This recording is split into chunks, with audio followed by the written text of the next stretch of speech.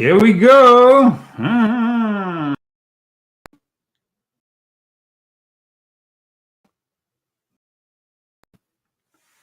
Special effects. Okay, we are starting part 4 of our Illuminati secrets. It's a very particular episode. It's dedicated to alchemy. Welcome, everybody. I'm Leo Zagami. She's Chrissy Zagami, and we are here for the Leo Zagami show, exploring the Illuminati Occult Part 4, Alchemy, and the Great Work. I hope you will all accomplish such work.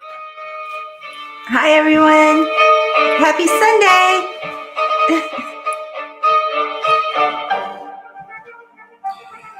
And here we go. We are broadcasting at the moment on my main profile on Facebook. I'm also broadcasting on the Leo Zagami Show Lesule channel. And we are back also on Lesule News, the Leo Zagami Show. So we have been blocked for a while on one of the channels on YouTube, and now we are unblocked. We are here with this new format. People seem to appreciate it. First of all, of course, we have to thank our sponsors, Christy. So Bruce Codish, and then we have Pina, and then who else? Because you know how to pronounce it better than me. Not really. Okay. Karen Wheels. Okay. Karen. Shavas. Shavas Lavas.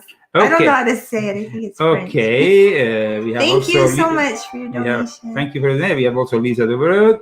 And we thank... Nothing. What? I say her name because you can't say it. Okay, yeah, you say the name. I don't even know if I say it right, Lisa. Okay, but we want to thank all the people who make this show possible, the people who, of course, purchase our books, starting from my latest one, Confessions of an Illuminati, Volume 8, and then we have also Christie's books. Here they are. Yes. This is Volume 2, but we have also Volume 1, and all the others. Now, aside from the books, another way of sponsoring our transmission is also through your donations. And those donations can be sent through various methods. Fundly. Now, Fundly, we had to do something with Fundly because we were getting some problems, some hacking and all that. So we have raised the minimum donation on Fundly to $25 for a technical. You're getting scammed. Yes, avoiding this way card testing and all that. So Fundly is a perfectly secure, of course, method, but is only for those people who want to donate $25 and above.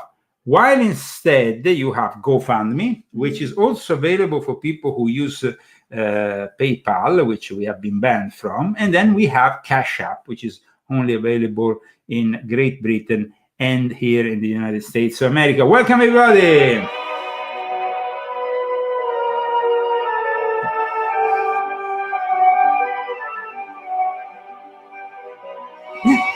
Somebody is starting with an interesting subject, which we might have to do a whole episode with. Jack Parsons. I've talked about him in my book. He of course, with Crowley, wanted to achieve the homunculus that was started by a concept which was experimented first by Paracelsus, one of the alchemists we will be talking about today. Alchemy.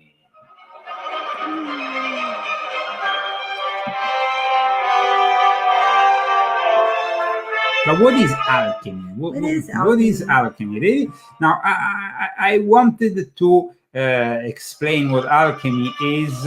I want to also give you an historical perspective, timeline of the events that characterize alchemy and its study, because, of course, it's fueled with charlatans, with impostors, especially when it came to the making of gold, physical gold through lead. This is something that the alchemists have been very much, the superficial alchemists, the alchemists that have not really realized that alchemy is especially a spiritual endeavor.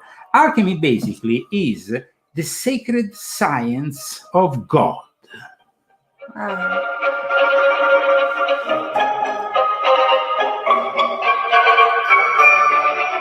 So you have a lot of confusion, it generates a lot of confusion, and it's deliberate choice of course, creating confusion for the alchemists, because at times they had to hide from, especially from the church, certain things. Now, turning lead into gold is very much a physical matter, but instead we want to really talk about the history of alchemy as the science of enlightenment, which was basically, in a way, almost given by God or by the gods, depending on your point of view on the, on the ancient Sumerian topic. We can talk, of course, about the gods who descended from the heavens, or some say were casted out of the heavens, if you have a Christian point of view, and especially if you follow the book of Enoch, around the time of Atlantis in Lemuria, some 13,000 years ago. This knowledge made its way through Sumeria, now, of course, modern-day Iraq, which is, of course, also one of the birthplaces of civilization. The knowledge continues through India, Egypt, China. China is actually, alchemy included also in the very heart of Taoism. And then we have, of course, South America, Israel, Europe, North America. Now, there's a lot of books here on the table. One of my favorites for the origin of alchemy is this one by Tobias Cherton, The Golden Builders. I find it very useful, but there is also many other ones that are not available in the English language. And also, of course, that Jesuit called Athanasius Kircher, who was very much dedicated to alchemy. Now, alchemy, it's also has to do with magnetism. Every substance, everything around us is part of this. It has a different kind of magnetism. No? Now, Athanasius Kircher, in particular, was obsessed with palm trees. Palm trees as the most powerful form of alchemy because, and that is, of course, we are broadcasting from Palm Springs, California, from the palm of God. I love the palm trees. Now, why is so important, the palm trees in this alchemical concept?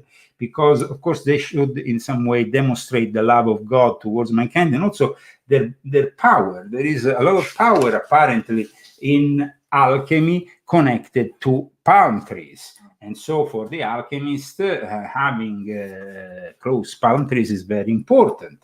Alchemy came to us in various ways, but it survived after the end of the fall of the Roman Empire, mainly through the Middle East. Now, in the Middle East, at one point, there was a particular group of people that had preserved these teachings.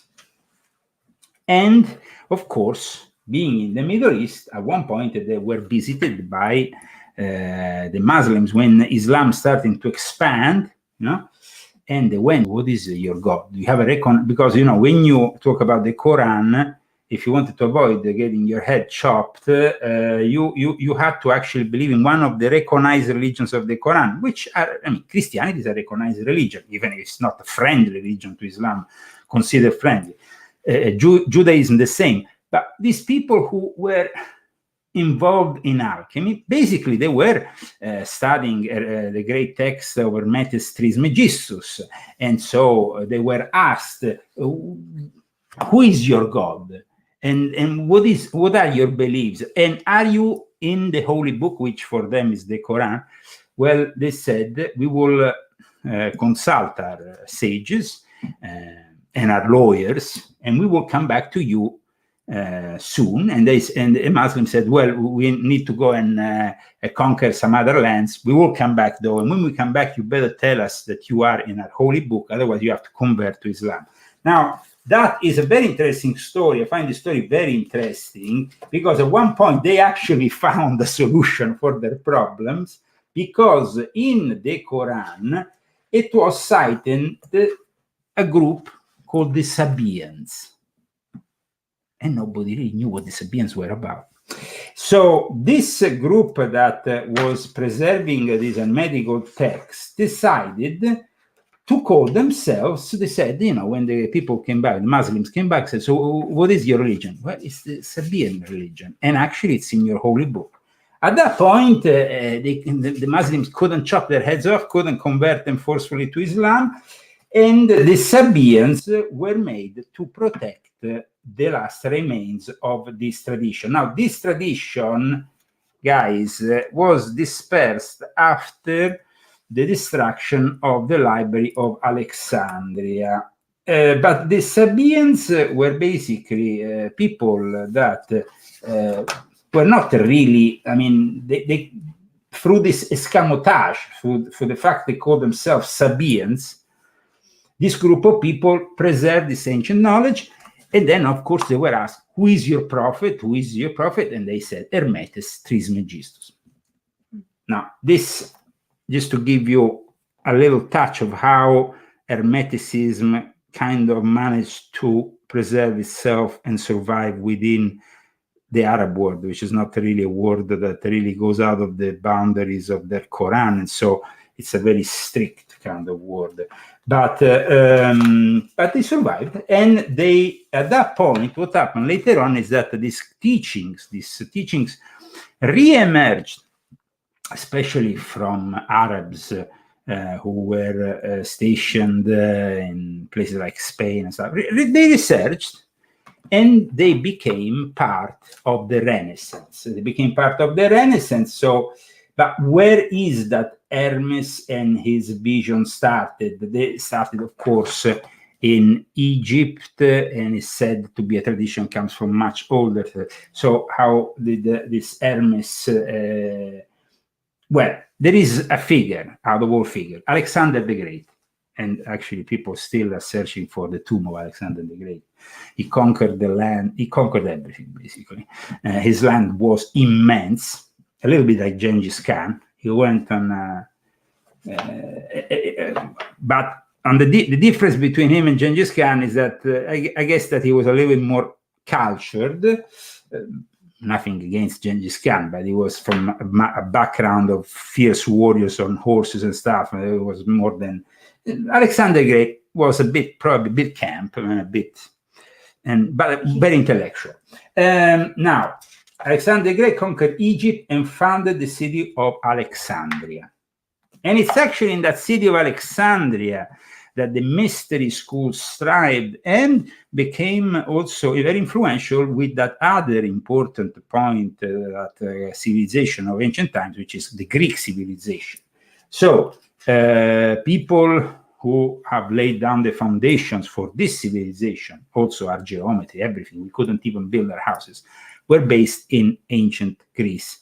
But they were also very much studying things in their mystery schools that were only for a few people. I mean, the knowledge that we are trying to communicate together today is almost impossible to communicate in an hour. It will need probably several episodes, and maybe we will do more than one.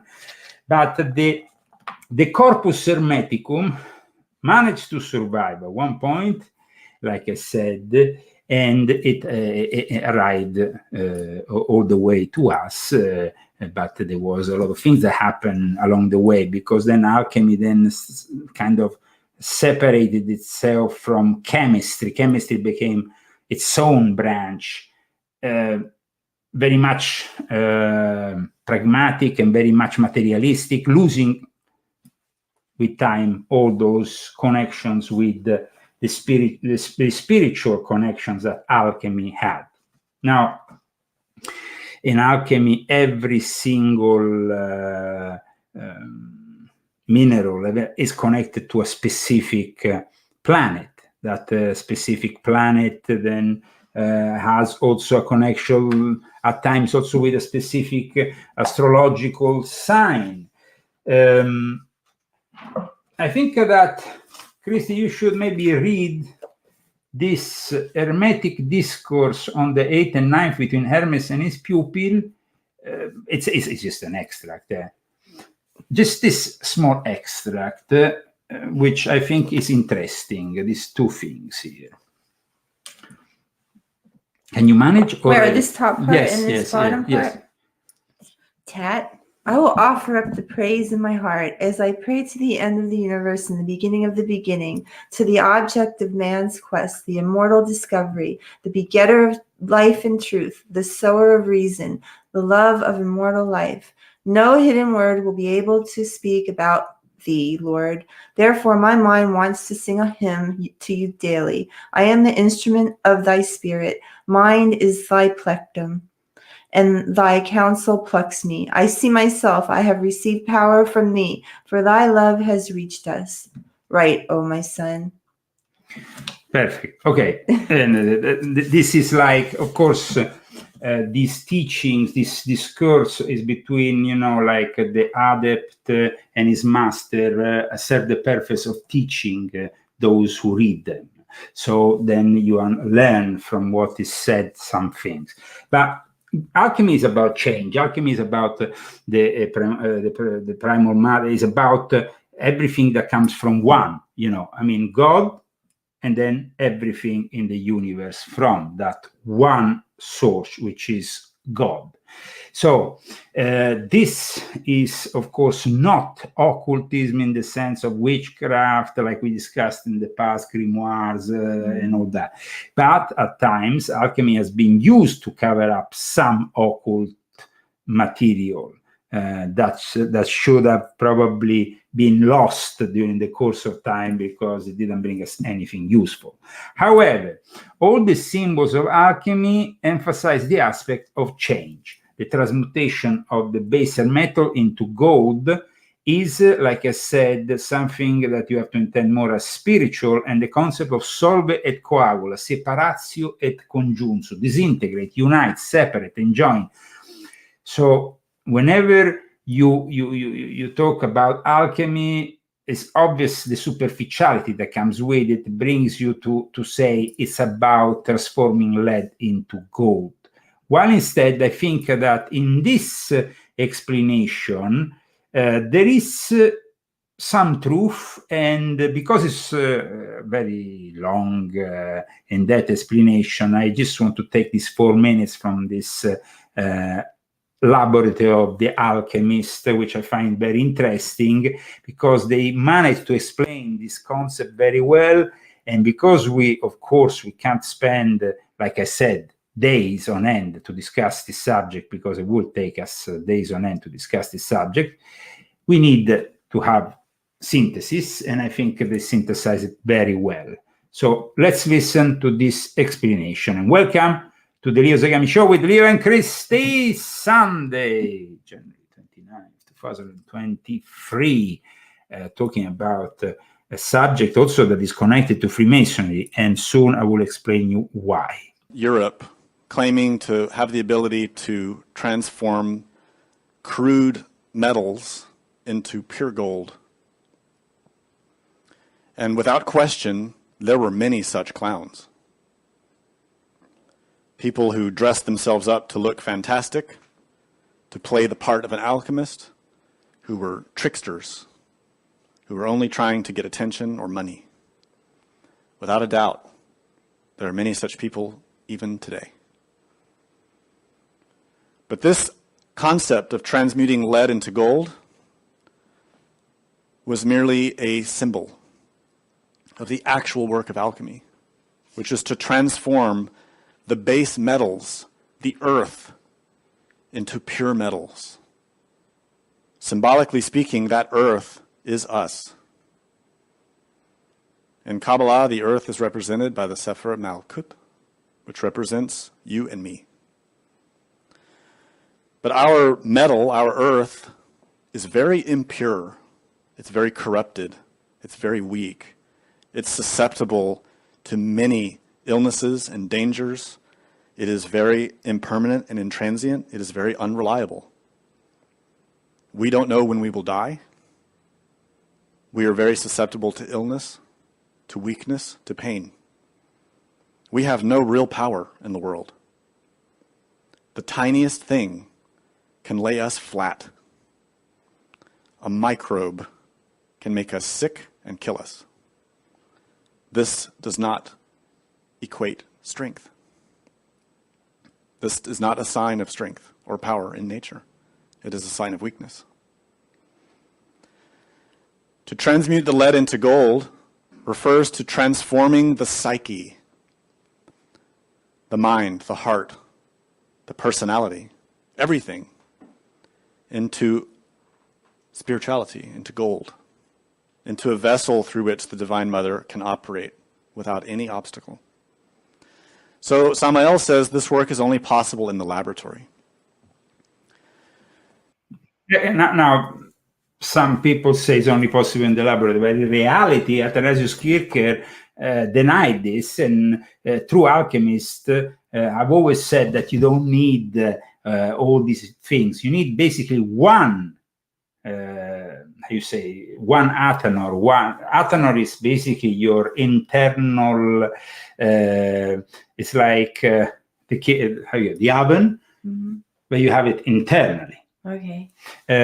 So the concept here, okay, first of all, historically, let's go back to what we said when Hermes meets Islam, what happened in AD 830, when we saw these Muslims going to these people who were the Iranians, and they answered in a way preserving what was left of a tradition that went lost. But why went lost? Because now we have to go back in time, and we will find, dear Christy, that women were some of the most powerful alchemists, of the Alexandrian school. Now, this is something that not many people know about. And why is that? Because they were definitely very clever, and one of them, more than others, is still known to this day, and people still practice what she invented, even in the kitchen. I'm talking about a woman known as Maria the Jewess. Is that Benyari Maria, whatever? Well, she, okay, Mary the Jewess, or Maria Hebrea in Latin, or Mary the Prophetess, is not to be, of course, confounded with the Holy Mary, or Maria the Copt, was a very early alchemist, known from the works of another very important alchemist that many people refer to, which is Zosimos of Panopolis. Now, I want to talk about Mary the Jewess because she invented the French bain, the bagno Maria, the how you call it? You call it the dacha, but it's more correct to call it bain-marie. Bain-marie is basically a system that you use in the kitchen this day, and when a water bath, or a double boiler also, which is basically when. How you want to describe it? I mean, it's like a double boil. You have like a pot of boiling water underneath, and then you put a pot on top of something that you want to cook on top of the boiling water slow. Like say you want to make a sauce or something, but you need to cook it really slow, like a custard or something like that. And so then you stir it above the boiling water, and it heats it instead of putting it right on. Yes, you can make an excellent also carbonara, an unusual one, but still an excellent carbonara using this method. But she was an alchemist. She was using this method within alchemy. In fact, you can still find this description in the ancient alchemical text. Now, she was a woman, and she was not the only woman of the Alexandrian school. So from Alexandria, this important school that we just talked about, because that's why they say about alchemy that is the opus mulierum, a work for women, the work of the women, un lavoro da donna, a work for opus mulierum. This is very important because, I mean, you not only have her, but there is also another figure, another 1st century AD figure known as Cleopatra the alchemist. Nothing to do with the original Cleopatra, which was herself also equated with alchemy and with magic. But this is very important that we go back in time and describe how alchemy started making its first moves in the Western initiatic system. So Mary, the Jewish, how you pronounce Jewess. Like a Jewess? Yeah. Like a female Jew? Jew. A Jewess. Okay, lived in a period which is probably around 3 centuries after Christ, more known 2 centuries after. I mean, it's unknown, but we know it through the work, like I said, of Zosimus of Panopolis. Now, Zosimus of Panopolis is a much more cited individual. Zosimus the alchemist, a Greek-Egyptian alchemist, very known also as a Gnostic mystic, whose work then was transmitted to those people in Iran and Baghdad, those Sabians that we cited earlier on. And then from there, we had people, Arabs, Arab philosophers who transmitted this to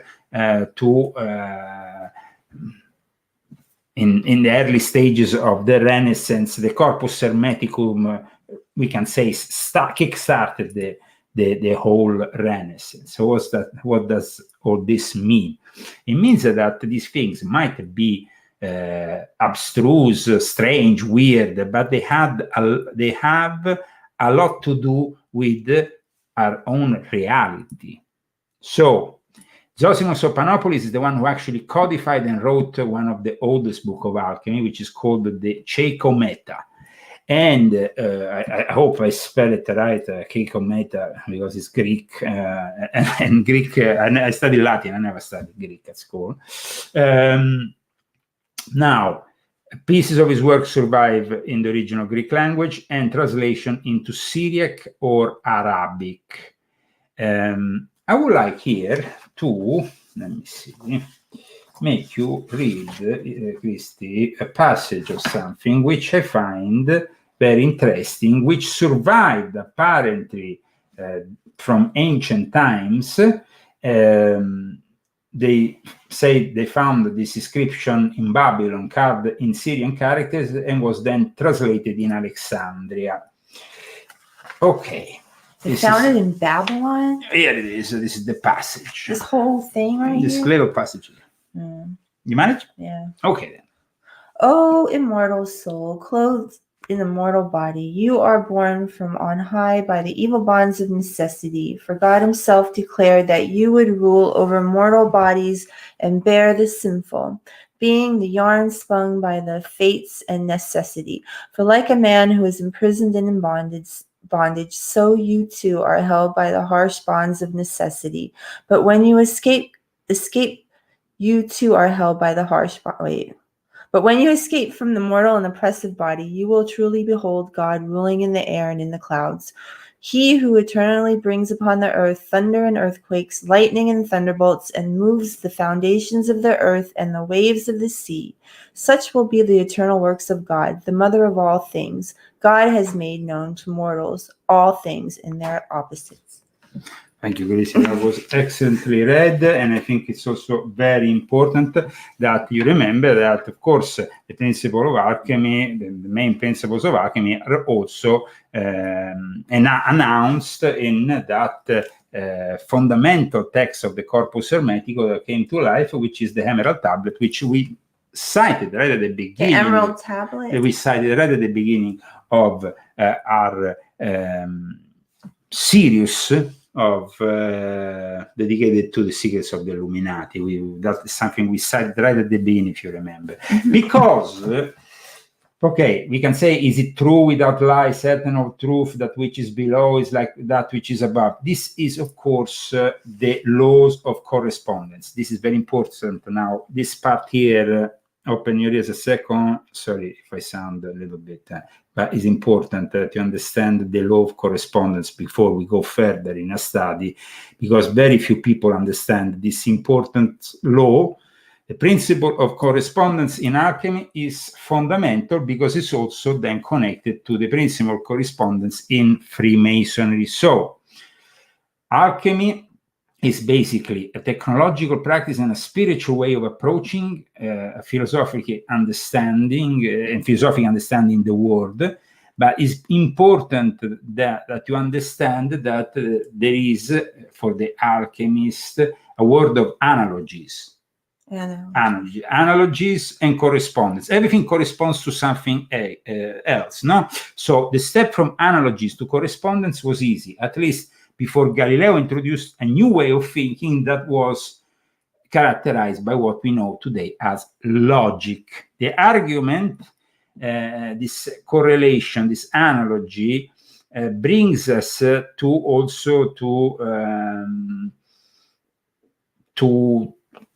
what I've talked about also when it comes down to the magic law of attraction or of like when magnetism? No, not only that, but when you, for example, do a voodoo doll, to just say something, no? We're not discussing black magic today, but just to say voodoo doll, but then you are putting this representing a person. So that person is, of course, corresponding to that person. That thing, that object is corresponding to that. So particularly important for alchemy is the idea that objects which play a repetitive role are feminine, those which play an active role are masculine. And this view entails, for example, that the sun plays the role of the king, the moon, that of the queen. Now, this is a correspondence.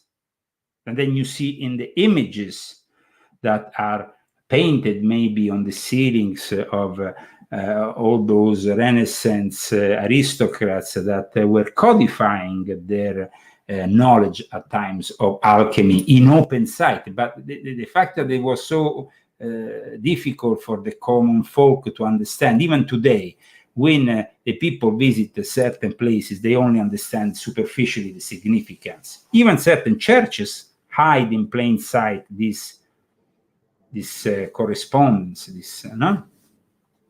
So the alchemy makes extensive view of correspondences, both with the material level and between the material and the spiritual level. There seems, of course, to be a lot of confusion about all this, but it's very important to understand the law of correspondence also in connection to Freemasonry, because, the connection with Freemasonry is very clear here. I think there is a book that explains it better than others. I don't think it's published in the English language. It was from a French author, Freemason, Jean-Marie Ragon, the Occult Freemasonry and Initiation. Here he explains exactly what I mean with alchemy as a spiritual path. It's clearly reflecting in the path of a Freemason. The entered apprentice, the rough ashlar, how you call it, the rough stone, the ash that then becomes the perfect cubic stone once you are perfectioned, once you have arrived to the level of mastership. The fact that you have symbols. Now, if you go there, Christy, over there, I think there should be my little Masonic traveling kit there with all the various symbols. No? Now, these symbols, each one of them is an alchemical tool in the hand, symbolic. This is, of course, very old.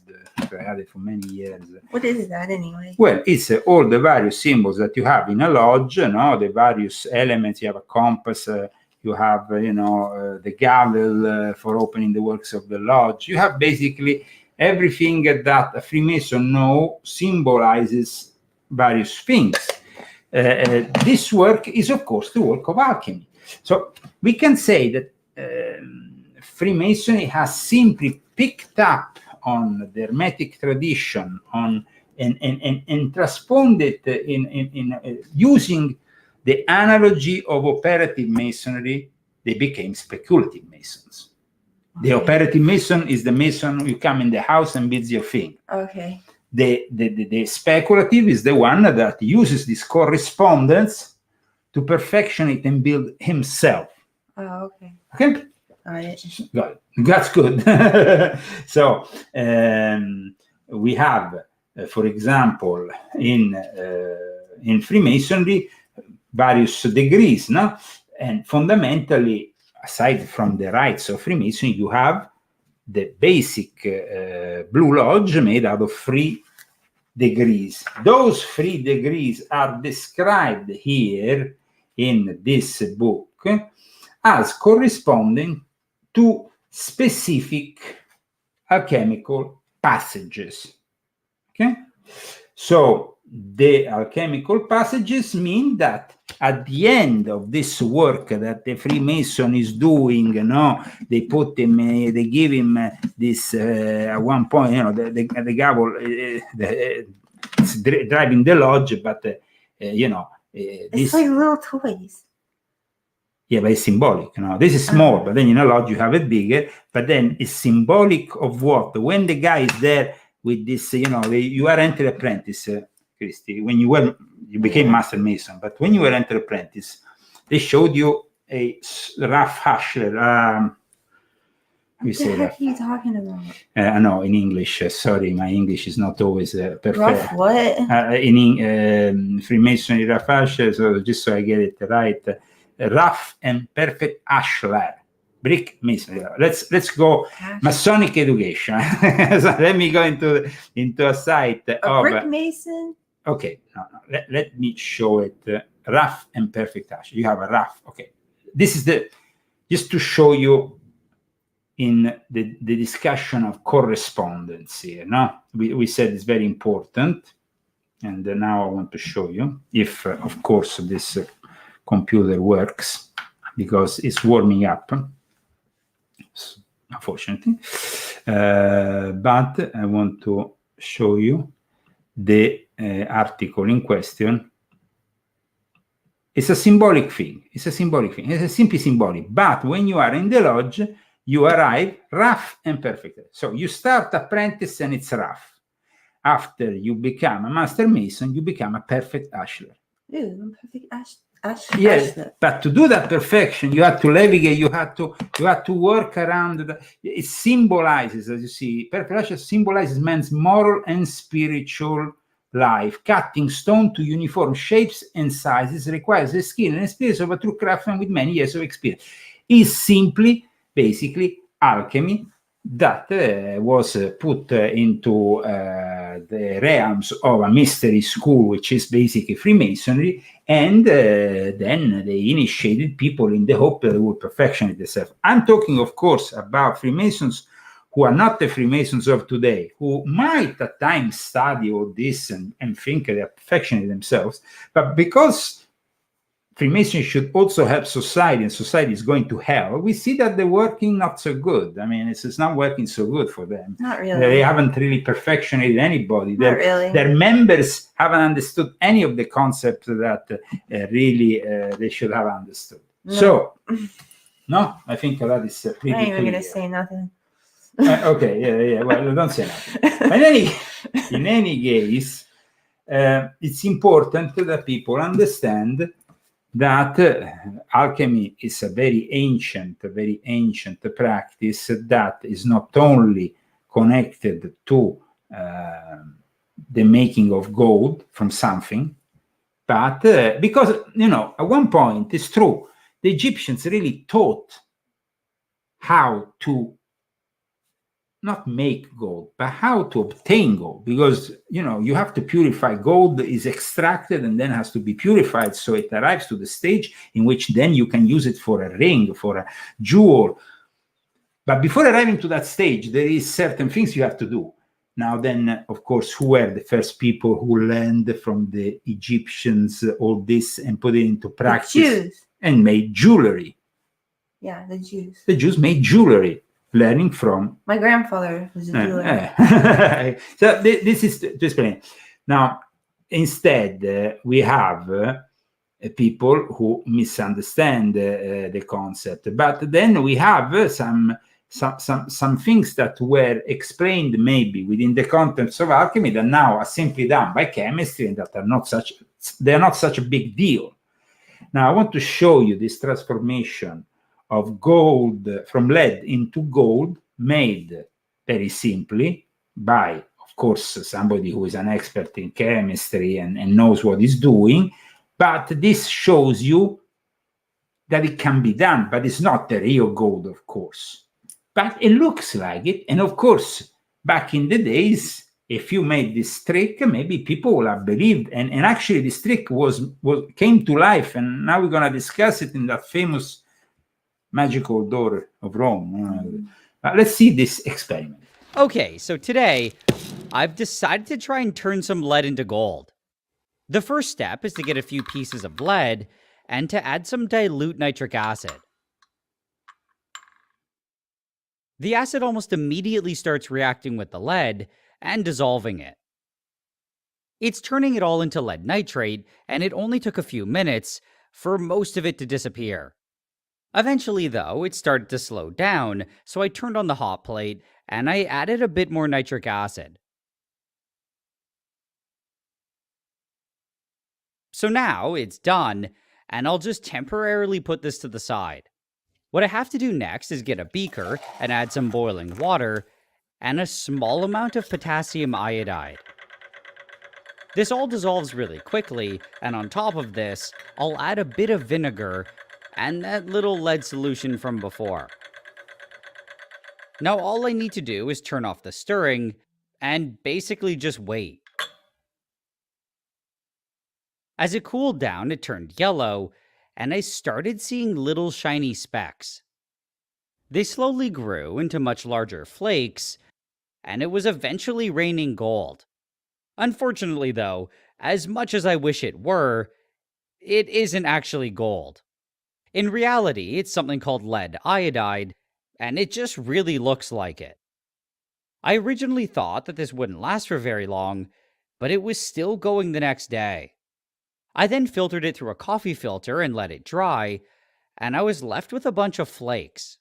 Even though I know for sure that it is lead iodide, it still really looks like gold.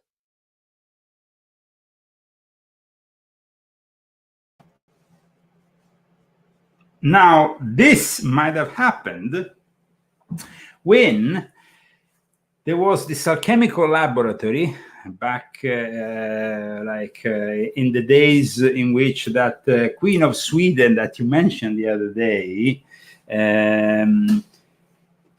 that Queen of Sweden who went to Rome and created a court of alchemists that included also an important Jesuit like Athanasius Kircher. And this queen, of course, converted to Catholicism and stayed in Rome. Queen Christine of Sweden was definitely an alchemist, or wanted to at least partake to these experiments, and so she's very much known for having left. She was born in 1626, died in 1689, was a member of the Swedish royal house of the time, and decided instead to abandon her abdication in 1654, shocked the world, also because she came from a traditionally Protestant country, but she wanted to convert to Catholicism, and then she wanted to learn more about the mysteries also of alchemy, and that's when she got involved with all kinds of people that, of course, were part of what is known as the Golden Rosicrucians. Now, these Golden Rosicrucians, for some people, they actually were kind of doing things with alchemy that they shouldn't have done. Since the time of Paracelsus, certain elements were included in alchemy that make us think that maybe there was some corruption in alchemy. René Guénon said that. Corruption, what it means? Meaning using human blood using then also female, male sexual substances, then became the alchemy, for example, of Aleister Crowley later on, all that, no? But in the meantime, let's go to Rome, to a place that me and Christy visited many times. In this case, though, the video is by Martin Fawkes, who is one of the main Masonic editors in England. He is very well known. Plus, at least it used to be his wife, Philippa Fawkes, wrote a very interesting book with Freemason, very important Freemason in Scotland called Robert L.D. Cooper on Cagliostro. But the alchemical door in Rome, this is how he visited it, and this is a small account, lasts only a couple of minutes, but it's worth watching it. Hey there. I'm in a park in the centre of Rome. And these are the ruins of a villa that once stood here.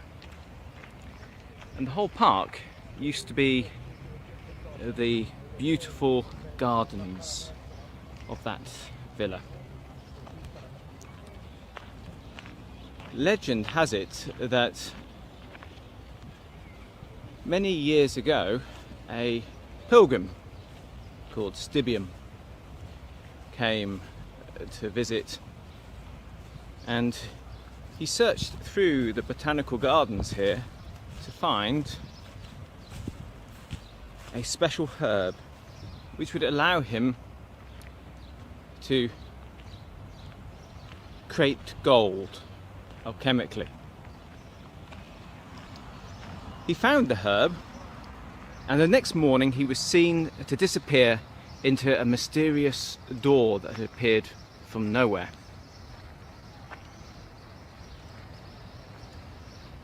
Where he stood, there were only some flakes of gold and an alchemical manuscript which is yet to be decoded, showing how he achieved success.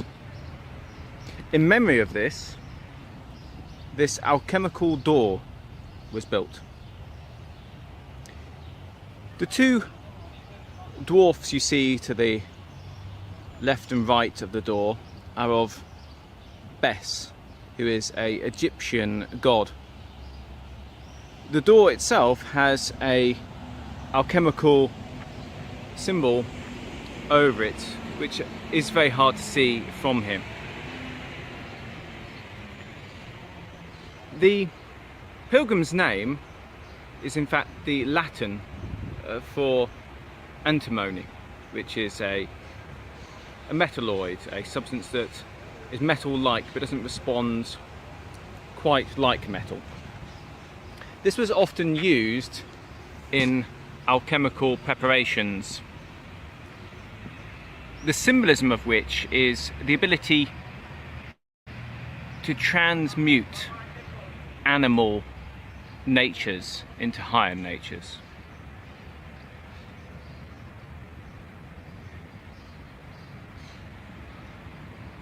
It said there were once more doors in the area, but perhaps they're yet to be found.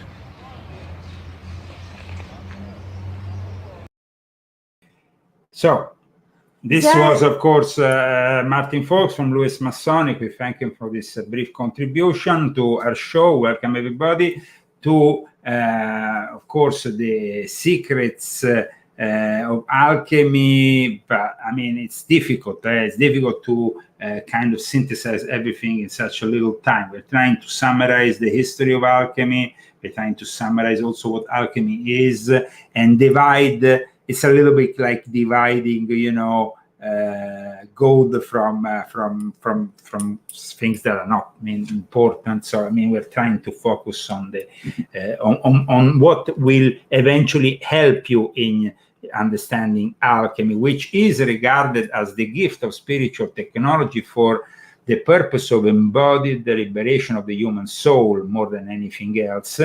And the illusion of individual separation gives way to unity with the transcendent. Let's remember that the concept always, we all come from the one, transcendental. Yeah, but we also come from one, comes everything else. Everything it started with something, and then it became God. 1 + 1 is 2, but then from the 2 comes the 3, and then from the then things. Okay, so the illumination, the enlightenment, the transfiguration, the ascension, the realization of what all this is. It takes people years to even grasp some of the concepts that, of course, we are discussing today, because the attempt to change the metal lead into gold is something that can influence Hollywood. It's something that we can discuss in Bollywood of compassion. I mean, it's something spectacular. But transforming the lead of ignorance into the gold of enlightenment, that is a different matter, and is obviously a metaphor. Is a metaphor going back to the laws of correspondence. Now, when it comes to the laws of correspondence in Freemasonry, this is rather interesting, because you see, you have, of course, the emerald tablet saying that which is above is like what is below, and this axiom is, of course, the main principle of Hermeticism, and one of the areas in which this principle correspondence is made more readily apparent is obviously the architecture of a lodge. When you have you enter a Masonic lodge, the lodge room is plainly stated that is a model of the universe, and on top you have the stars, below you have the checkered floor. The terrestrial and celestial globes surmounting the pillars of the temple also reflect that law of correspondence. And so it is important to note the juxtaposition of the terrestrial and celestial globes atop the Masonic lodge brazen pillars, Yakin and Boaz. And the fellow craft mason in particular is directed during the ritual. They are, they said they are the noblest instruments for improving the mind. And then you are, of course, you are projected towards the 47th proposition of Euclid, which becomes then fundamental for the master mason, squaring the temple. Now, you remember Christie squaring the temple. I remember that this is a procedure that kind of caught you a little bit unprepared, but then you understood about it when I made you understand how to square. No, that we had to go around this temple a number of times and squaring it on the corners. Yeah, like you. Okay, yes. Now, but you have to turn like a special way. Yes, you have to turn a special way, and that is squaring the lodge.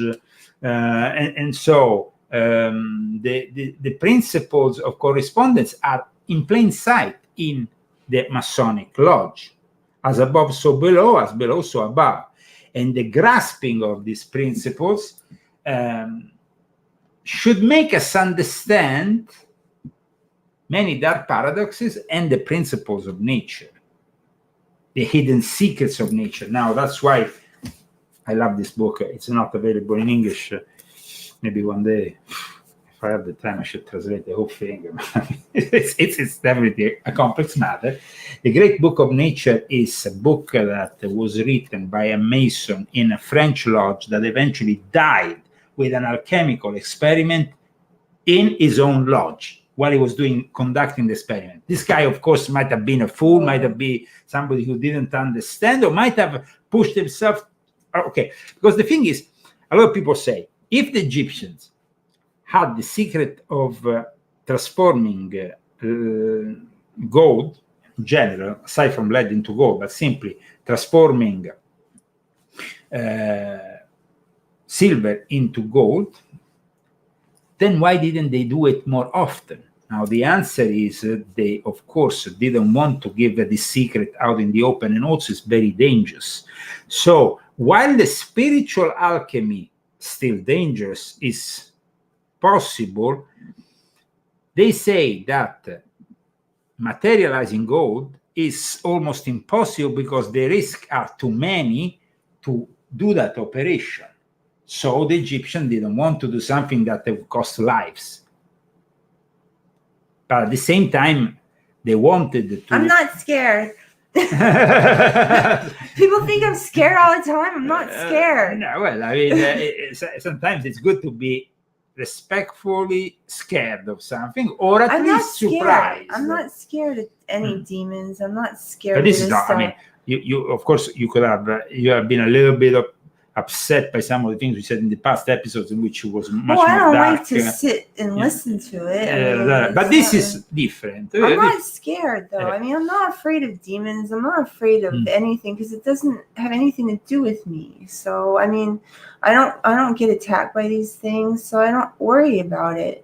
I'm in line with God, and so I don't worry about these things. So. And this stuff doesn't scare me. It's fascinating. This is fascinating. I mean, we said that, of course, this also goes back to those people that have given us the principles of geometry, which have enabled us to construct everything that we have around us. So those principles of geometry are, though, corresponding to something else. Okay? Now, a knowledge of the principle of correspondence enables man to reason intelligent from the known to the unknown, studying what is known as the monad. He can understand even the archangels. Moving forward, we have, of course, a lot of things said about the philosopher's stone. What is this philosopher? What is this lapis philosophorum? What is it? Mythical substance that can finally make you realize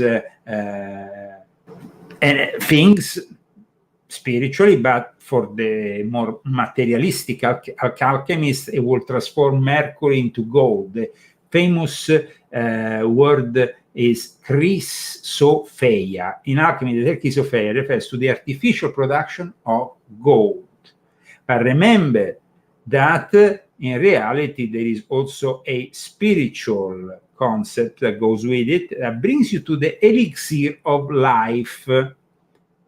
Now, one of the great alchemists that shocked Europe and in the end was so powerful that was arrested by the Vatican, we all know, was a member of my family, Count Cagliostro. So let's listen to this brief passage that can enlighten us a little bit regarding Cagliostro from a movie that was written by Pierre Carpi, who was a famous Freemason and author, Freemason of the P2, together with Enrica Bonaccorti.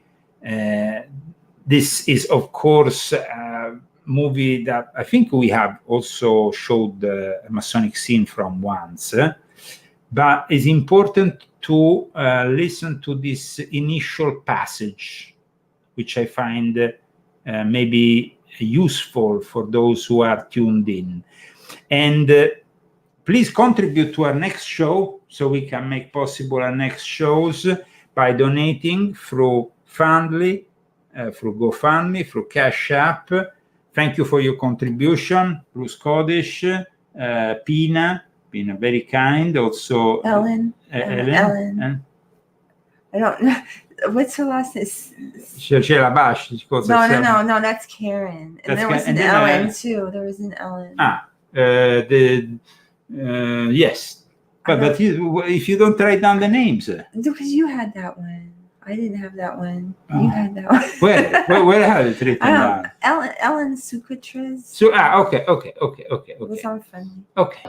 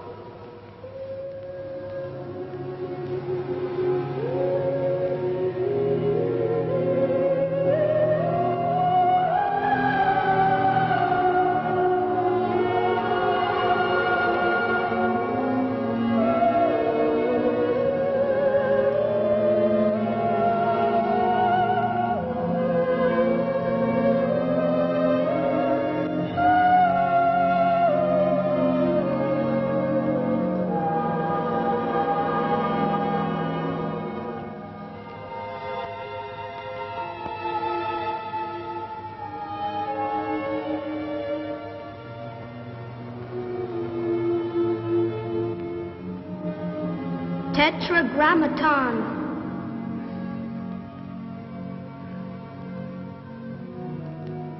Tetragrammaton. Cagliostro. Cagliostro. Cagliostro. The great secret lies in alchemy. It is in the fires of alchemy that the new man is born.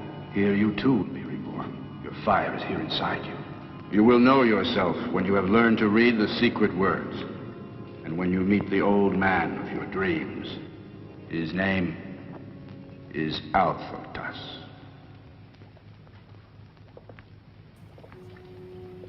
And when will this happen, Brother Humble?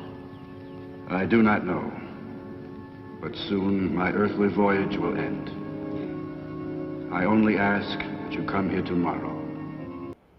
Alphotas, the initiator of Cagliostro. Alphotas is thought, is unit, and of course Hermes, Trismegistus, has always been connected also with thought, and it has been a mythological figure. Like Athanasius Kircher also says, I mean, some people have tried to find an historical king, who is this? Very good. The argument 3 times Hermes, 3 times great. Hermes, 3 times great. So Hermes, we have an issue here with the sound. We will be imagining.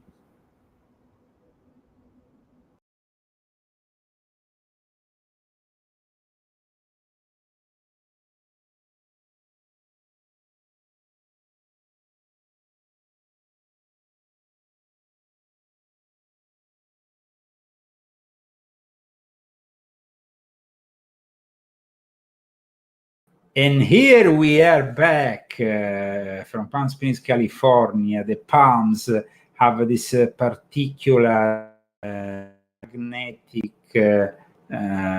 appeal. Magnetism is very important, Christy. Magnetism is very important, and of course for the alchemist and for obtaining the rebis, the end program of what is the alchemical magnum opus, you need to know also the rules of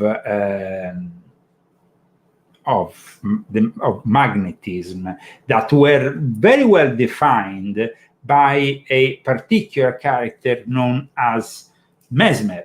Of Mesmer, I talk about in volume 8 of my Confessions. I've cited him earlier in this series that we're doing on the secrets of the occult, on the occult secrets of the Illuminati, during the time of, let's say, preceding the French Revolution. On the eve of the French Revolution, Dr. Franz Anton Mesmer was one a very important figure in the Illuminati, actually influenced many people, including Adam Weishaupt. Now, he talked about animal magnetism. Animal magnetism, basically known also as mesmerism, is all this theory that was very, very popular at the time, that basically then gave birth later on also to hypnotism, but it's not hypnotism, because magnetism is basically something that also is connected to the what we emanate as creatures. Is something that people, of course, understand when in a room somebody different arrives. He says he has magnetism, no? Mm-hmm. And there is people who have magnetism, people who don't have magnetism. Now, the importance of magnetism later on, of course, gave birth also to hypnotism, because that magnetism used in a certain way and it became influences the person that after can be hypnotized, no? If you have a certain kind of magnetism. This vital fluid, this animal magnetism, was described in this way in 1791, and Christie will be, of course, reading it. Put it up. Above.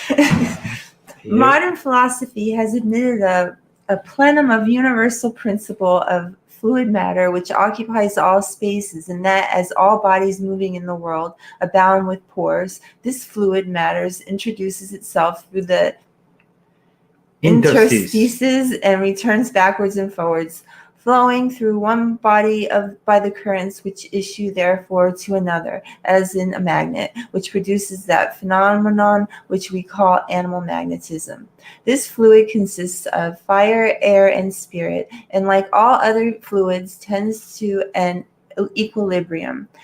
Therefore, it is easy to conceive how the efforts which the bodies make towards each other produce animal electricity, which in fact is no more than the effect produced between the two bodies, one of which has more motion than the other, a phenomenon serving to prove that the body which has most motion communicates it to the other, until the medium of the motion becomes an equilibrium between the two bodies, and then this equality of motion produces animal electricity. Now, for example, Christy, you notice that sometimes I have a problem with my magnetism when it comes to touching things and getting this electric, no? Yeah, yeah. Because it becomes a real thing, guys. It's not just some thing up in the air. It's actually a thing that materializes.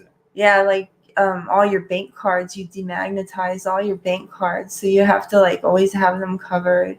Because if you remember, you demagnetize your bank cards, so then you have to put them in paper. You have to have a special cover for them. It's a special kind of There's container. some other thing you do. Yeah, when I put on the light bulbs can blow up if the magnetic current is not good. Yeah. And other things. So there is definitely magnetism. It's not. We're not talking about something. I want to say something. Yes. One time I had a spiritual experience, and when I came back from it, I drained some things. Like a computer and different things. It was after a dream I had. So I came back and I was like draining everything. Remember? Yeah. I had that dream. Yeah. So it became like, a big movement, this animal magnetism, this mesmerism. And, there was also the creation of a Masonic body by Mesmer, known as the Society of Universal Harmony, which we might discuss more in depth in another episode. There was a Masonic order. The philosophy of animal magnetism was definitely an intellectual force for nearly 100 years. And of course,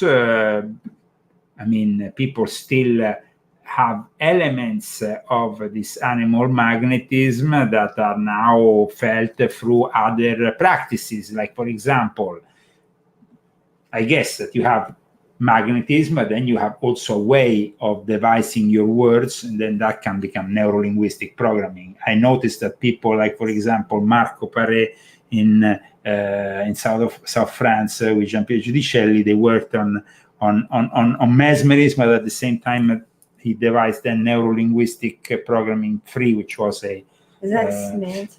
No, but then it becomes something different. It's anchoring and all kinds of other things that you can do with your words while you're talking with somebody. Pushing this kind of stuff also is being unfortunately felt through the media, because some of these techniques are blatantly used for promoting hideous things on TV nowadays. They use these techniques. Now, we are definitely energetic beings, like Bruce says. We are energetic beings, and this energy, it's a heart that beats and produces energy, definitely. So we have discussed today this animal magnetism, but we have also discussed the magnetism in plants. Athanasius Kircher believed that the palm trees had a specific sort of magnetism that was very important for the alchemists and to obtain the great work.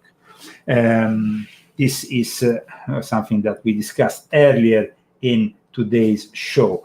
Going back to the alchemists, of course, have some phases of, of course, you have to go into probably a whole show to just discuss all this, but they involve these stages: calcination, solution, elementary separation, cibation, sublimation, fermentation, conjunction, putrefaction, coagulation, exaltation, augmentation, and projection. These are 12 elements that are essential for the process. The last process, called projection, is a particularly important one for the alchemist, and it's also a very much a common word now in psychology. You are projecting something. Yeah. So this is also coming from alchemy.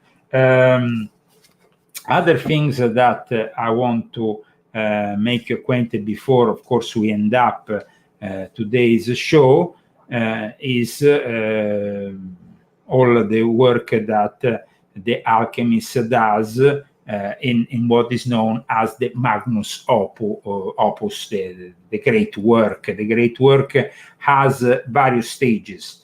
Now, mainly the colors of these stages are black, the nigredo, then you have the white phase, and ultimately you reach the red phase. This could also make us understand why red is such an important color for the Illuminati.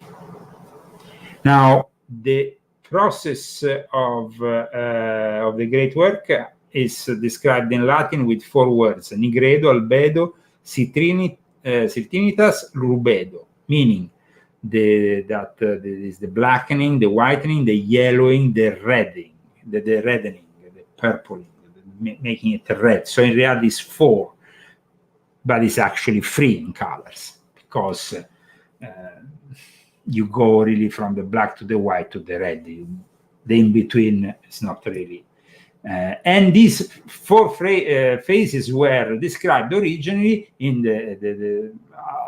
by Zosimus of Panopolis, who wrote about Mary the Jewess. Let's go back to the fact that Mary the Jew, who is not the Holy Mary, but was an alchemist, was very influential, not only for her Bagno Maria, Bain-Marie, for influencing maybe her own cooking skills, which is very welcome in this house at least. This week you made some great food. I cooked a lot. Yeah, but the cooking is alchemy.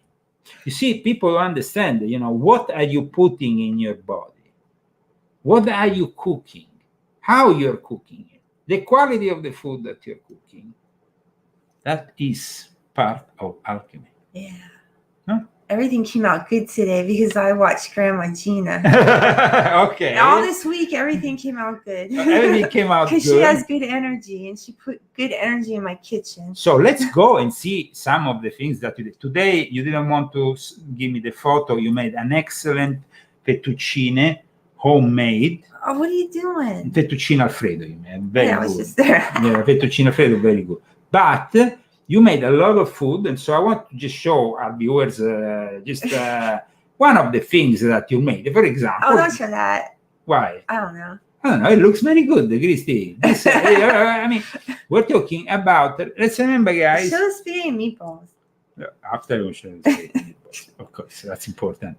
But here, this fantastic plate. Delicious. Chicken marsala. It was fantastic. Yeah. Not only this chicken marsala with mushrooms, what was in it?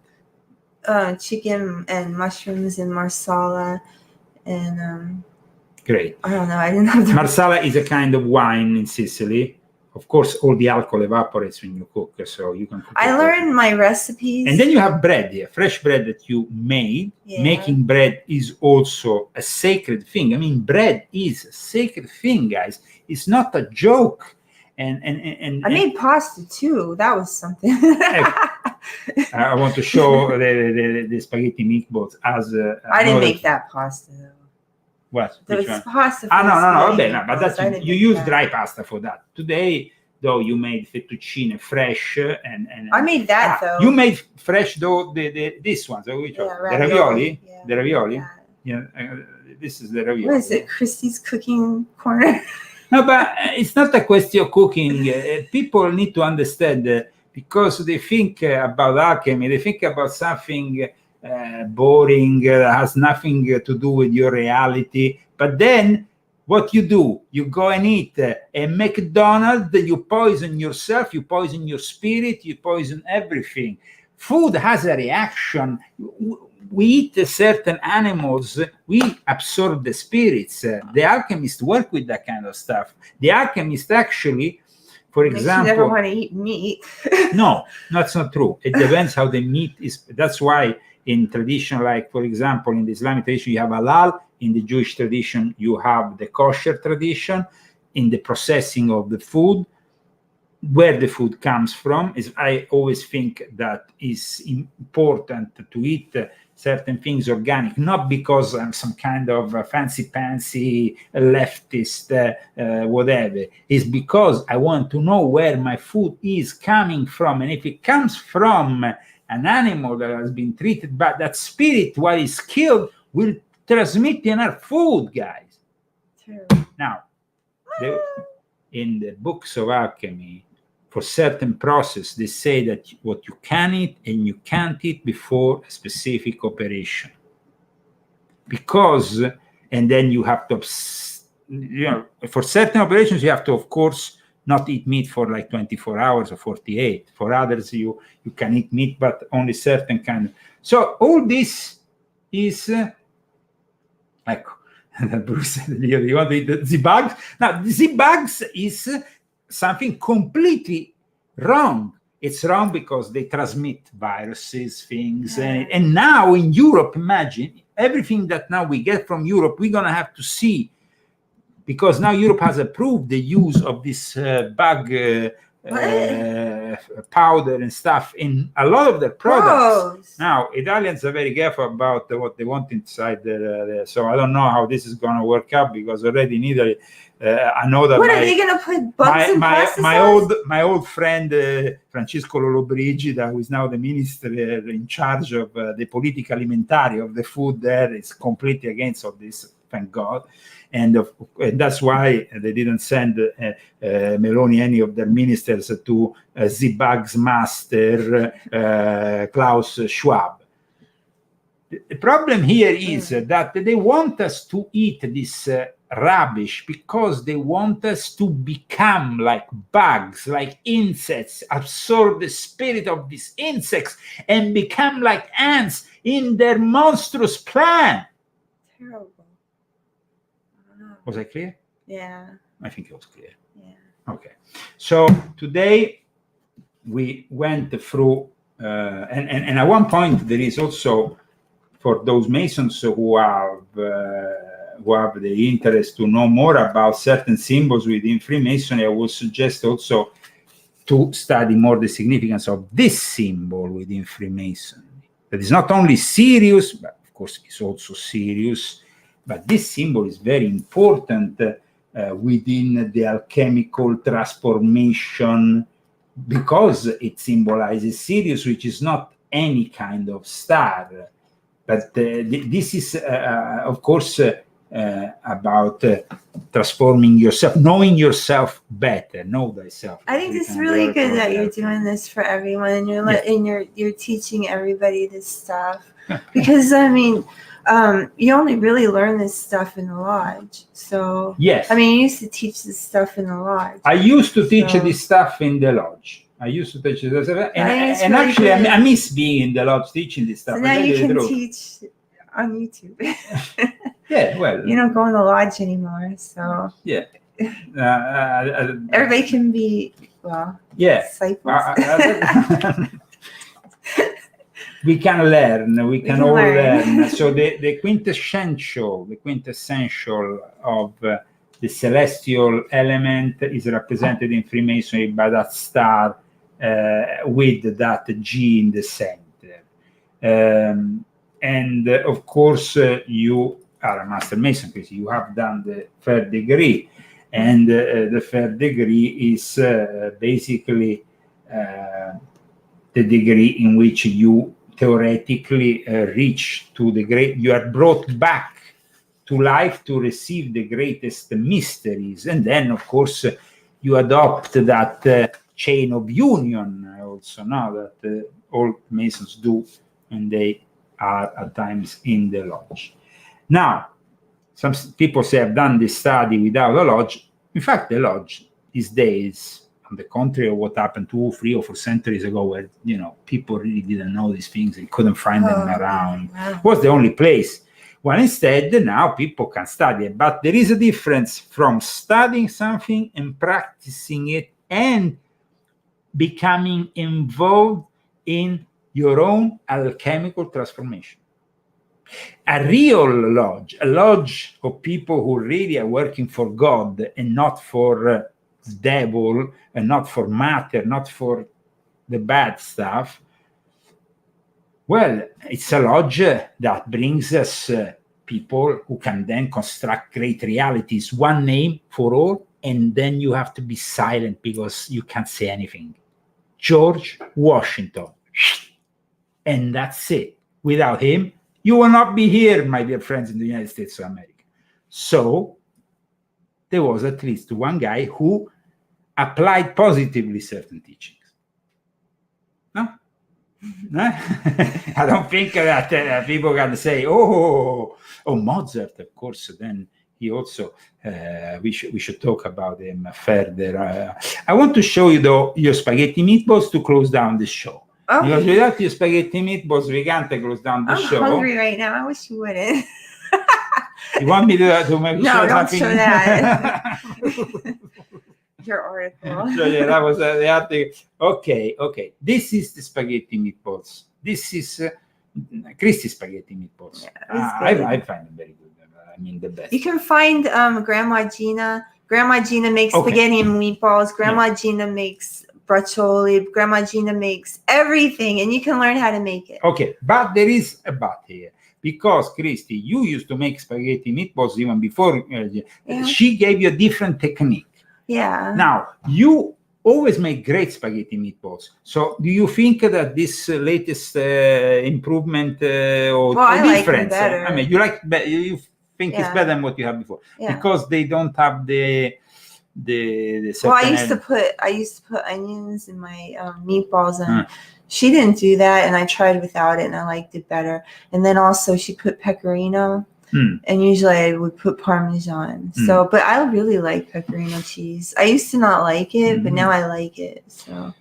Oh yeah! Finally, it's great. I love pecorino. So finally, I converted Christy to pecorino cheese. Now here you made also bread, and you made also a very incredible. This is how we can a pate of olives, no? Oh yeah. Yeah, this is easy. People can do it very easily with a little bit of garlic, but it comes, and then you the olives, and then you put it, of course, on the bread.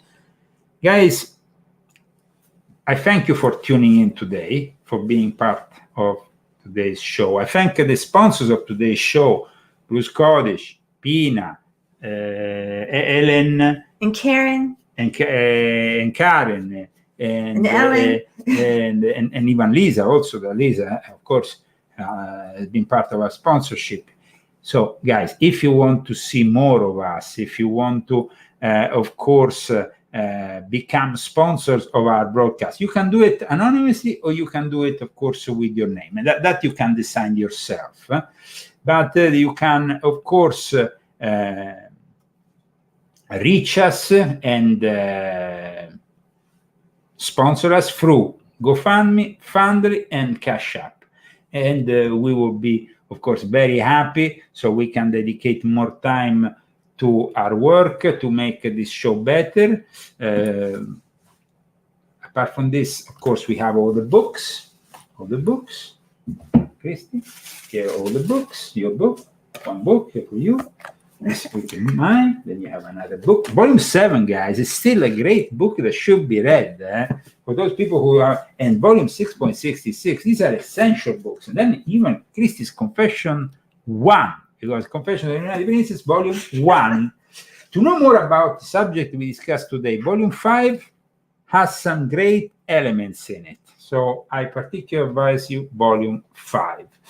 At this point, you want to bring in Rambo, or is he sleeping? He's asleep. He's sleeping. He's sleeping over there. Ah, And I have okay. a lot to do right now, so I'm not going to wake him up. Christy, okay, we are going to be going in the kitchen now. We're going to transform some elements, and then we're going to eat them, and we're going to absorb them in a body. That is alchemy. So don't... I'm going to go in the kitchen, and I'm going to do the elements, and I'm going to make it. Wasn't I supposed to? Well, I didn't do it, no, because you did the fettuccine fresh today, nice fettuccine Alfredo, which were excellent. But guys, remember, when you go to a restaurant, when you go anywhere, remember what you are absorbing is also the spirit. Every single element in nature, animal, mineral, everything has energy. So and can you absorb people's energy off of Facebook? Like, if you're like watching somebody's post and they have bad energy, you think you can feel the it? egregor, their egregor, I guess, their thought form. Yeah, definitely. Yeah? Oh. Well, I kind of tend to not get involved too much. So thank you, everybody. God bless you all. Have a great week. Usually we are on Saturday. We don't do it on a Sunday. So next week we're going to be back on a Saturday. On a Saturday at 5 p.m. PST, we are back with another great show. Yesterday, instead, I did Freeman. He's a great researcher also, and we did a great interview together. So go and check it out on Freeman TV. Take care, guys. Bye. Christian Leo. Bye-bye, everybody.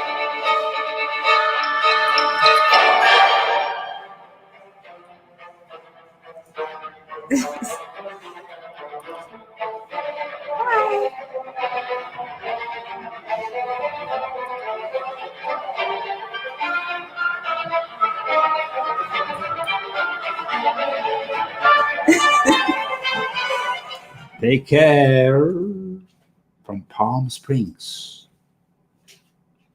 Leo and Christy.